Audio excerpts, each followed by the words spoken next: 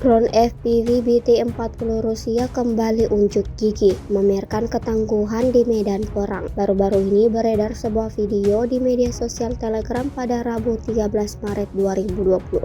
Dalam rekaman tersebut memperlihatkan detik-detik drone FPV BT-40 menghancurkan peralatan senjata dan personel militer Ukraina. Militer Rusia benar-benar tak memberikan kesempatan kepada pasukan lawannya untuk bisa bertahan hidup. Semua yang terdeteksi nyaris dihancurkan drone BT-40 Rusia. Seperti yang terlihat dalam rekaman, seluruh kendaraan militer Ukraina yang dihancurkan pesawat tak berawak Rusia meledak dahsyat. Di sisi lain, kelompok tentara Ukraina di titik yang berbeda berhasil dilumpuhkan oleh amunisi berkeliaran Rusia. Tampak tentara Ukraina kalang kabut berusaha menghindar dari pantauan kamera udara Rusia. Namun kecepatan drone Rusia menggagalkan aksi mereka. Akibatnya militer Ukraina alami kerugian total.